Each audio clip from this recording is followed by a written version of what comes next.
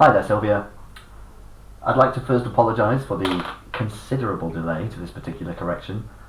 It's been one hell of a few days, and I'm slowly working my way through a considerable backlog. But let's get started on your final essay. One thing I would note is that your word count is at... just this one. Your word count is at 330, which is 80 words above the necessary. I may try to reduce this during this correction just because, although there is no upper limit on the writing section, writing too much can increase mistakes, and it's always better to write around 280 words, but to put in as much effort as possible to making that accurate, precise, and so forth. If we try to write as much as possible, we often run out of time, or we introduce mistakes, or there are lots of other pitfalls that can be encountered from writing too much. So my first point really would be these background statements. I think I might have said it before, but the background statements are not strictly necessary. In the introduction, as long as we introduce the core point or both sides of the argument, whichever it may be, give our opinion and outline the main ideas that we will use to support that opinion, then the intro is complete. So we can actually start with the contention. Despite the tremendous advantages of a traditional educational curriculum, it must not be forgotten that it also bestows, in certain cases, let's say just an academic bias. An academic bias on a child's skill set.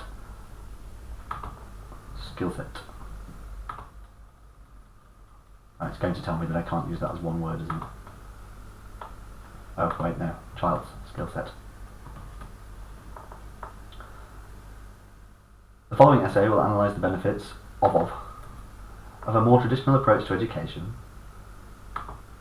as well as discuss homeschooling as one of the currently accepted alternatives to a child's traditional education. Now, the question does specifically mention that some people have called for an education revolution. So that's drastic changes to be made. So we need to cover in our intro. See, here we go. Alternatives have pushed for an education revolution. Is traditional education doing more harm than good?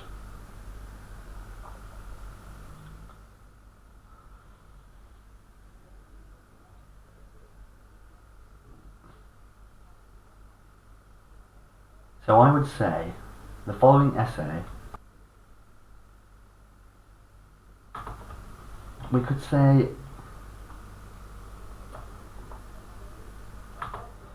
let's say actually, personally, I believe that drastic changes to the current education system are unnecessary, and the following essay will analyse the benefits of a more traditional approach to education, as well as discuss homeschooling as one of the currently accepted alternatives to a child's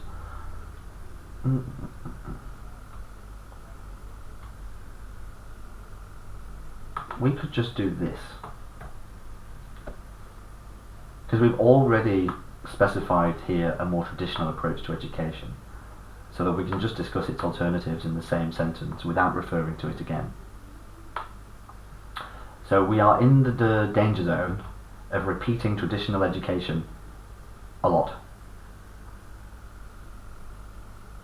So we could talk about currently accepted methods, or in place of traditional we could use conventional, established. There's loads of things we could use. So on the one hand, traditional educational system prepares a child for, let's just remove this bit, say career requirements, by emphasising academic skills. This is because there are career pathways that involve scientific scientific knowledge, such as chemistry or mathematics. For instance, a UK study, how scientific of me, a UK study showed that traditionally educated medical students, I'm going to just change this one to conventionally, and this performed better. So I'm trying to reduce word count at the moment. Saying the same thing with fewer words is precision. It's just better that way. In the science section of the GAMSAT compared to homeschool students, here we could just say when compared with, and we don't need the comma. Therefore, despite, I would use that there, despite sometimes being labelled as boring or limiting, we don't need quote marks for words that actually exist. Despite sometimes being labelled as boring or limiting, comma, a child's exposure to a long established curriculum can lead to long-term educational benefits. On the other hand, it has been argued that by utilising, I'm not sure if the curriculum differs in homeschooling. In a traditional academic environment, the curriculum is academic, but in a homeschooling environment, the curriculum is also academic, really. What we need to refer to is, we could change this sentence completely.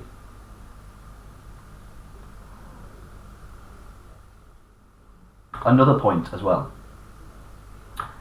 Try not to use the slashes in his or her.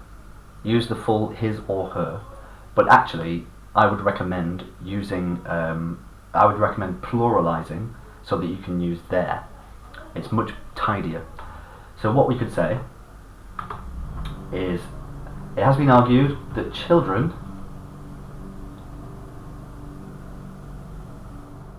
develop, or better develop, their natural talents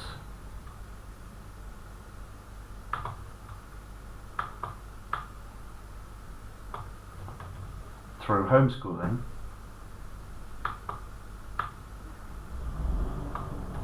There we go. I don't know whether you can hear that, but my neighbour is currently chainsawing something. It's quite annoying. Anyway, on with the essay. So this is due to the fact that such educational approaches enable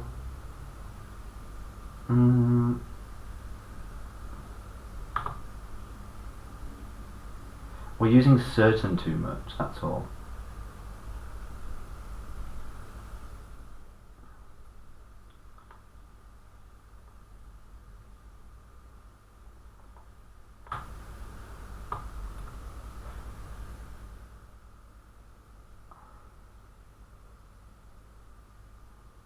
I like this, natural inclinations towards certain disciplines. It's a nice sentence, it flows well.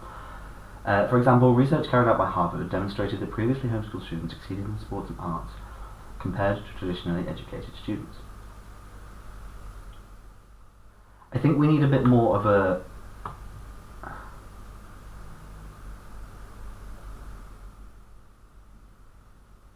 educational approaches. We need a bit more there, and that would be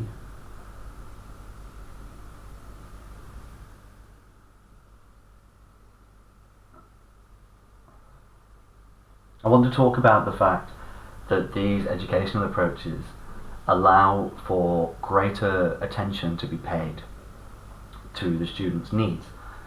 So what we could actually say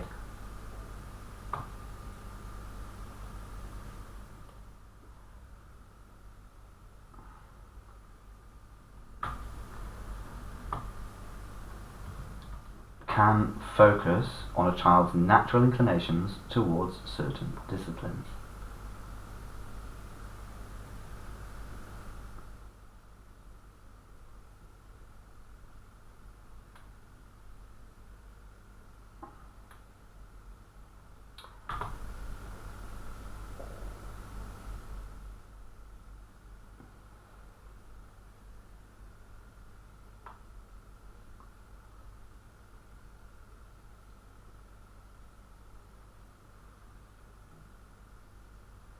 maybe we can just keep the thing about flexibility like this. So this is due to the fact that the flexibility of such educational approaches can focus on a child's natural inclinations towards certain disciplines. For example, research carried out by Harvard demonstrated that previously homeschooled students exceeded in sports and arts compared to traditionally educated students. Let's say they're traditionally educated counterparts. I'm in danger of introducing more words now. Hence, a more flexible educational system, such as homeschooling, certainly bestows advantages for art and sport oriented children. Well done for staying specific to your example. To conclude, as demonstrated above, so now I'm going to just start editing ruthlessly.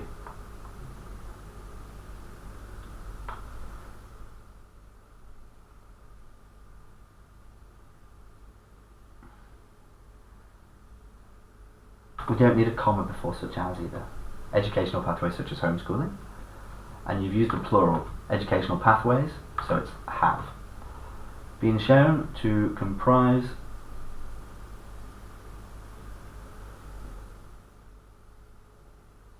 what we could just say here is a more holistic approach such as homeschooling being shown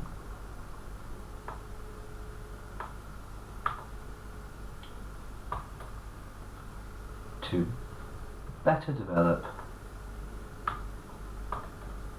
a child's innate capacities. In my opinion, a child's educational pathway should be considered on a case-by-case basis. We should say each child's, depending on one's inclinations towards either science or arts and sports. Although I wouldn't group these together, they're very different.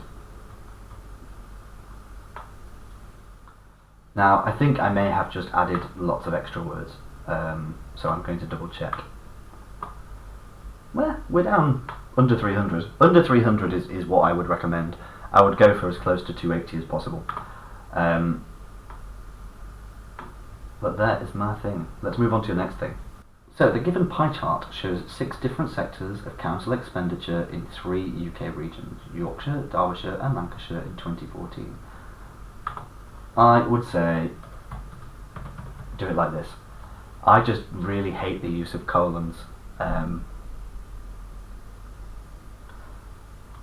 As well, the colon only says, here is a list, but the addition of the date on the end as well means that it's not a list, it's a complete sentence. So we should just merge it with the primary sentence. Firstly, in 2014, Yorkshire's council budget was mostly invested in education and leisure, these 2 departments accounting for more than half of total expenditure. It's fine just to say that. Additionally, community care and social services were the second and third largest recipients of council expenditure. Spending. We've said expenditure already. The environmental department and other causes were the least funded in Yorkshire. Well done. Secondly, in both Derbyshire and Lancashire, most of the council budget was distributed towards leisure departments in 2014. Furthermore, the educational sectors were the second beneficiaries of council budgets. Now let me see. Second most, does it let me have that as a word? No. Ugh, fine.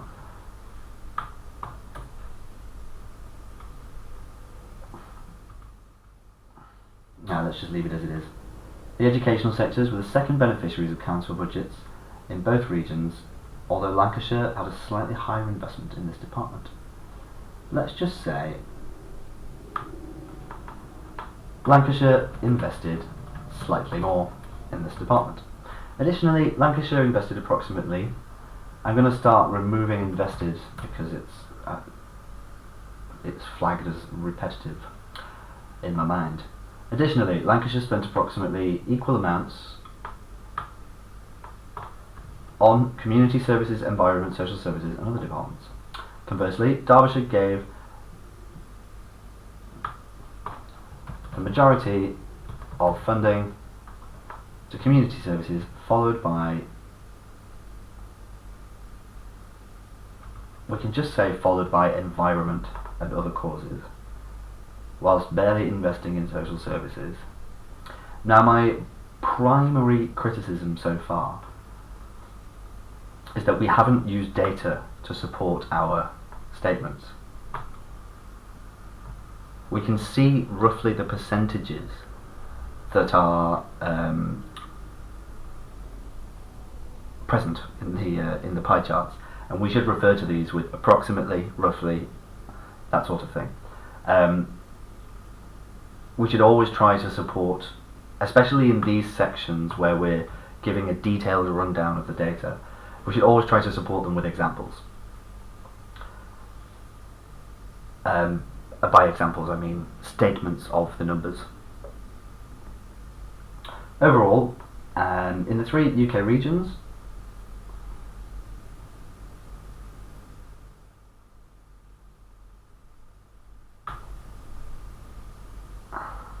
I would just say consistently received a majority of funds. Furthermore, Yorkshire invested, I wouldn't keep using furthermore, especially in these task 1s. Things like furthermore, moreover, they are very specifically task 2 cohesive phrases. It's good to use them sparingly in here. This one's good because it makes sense. Additionally is also good, but when we start using furthermore a lot, it starts to feel as if we're just doing it on purpose and trying to impress. So I would say here that actually we could just do that. So Yorkshire invested least towards the environmental sector, while Derbyshire towards social services. I would say that this needs to be a full clause, so we should do this, and maybe we could say, while Derbyshire spent, or just change it up completely, while Derbyshire's lowest priority was social services. In Lancashire, the remaining council funds were approximately equally divided between the remaining 4 departments. See, once again, your writing is pristine, it is beautifully clear, but because of that, because you're so confident, you tend to write a little bit too much. Focus on precision. You're at the level now of advancement where you can consider, I suppose, the beauty of your sentences and not just their functionality. It helps to read them aloud in your mind to see just whether they sound fluent or not. You should have, given the quality of your constructions, you should be able to have somewhat of an ability by now to decide whether something sounds good. To be honest, in English, that's often the method by which people decide what to say. Is it elegant? Is it nice? We like nice things. So I'll send this over to you now. I think that you are looking at an 8 in writing. Don't overcomplicate it. Make it pretty. And best of luck, Silvia. Bye bye for now.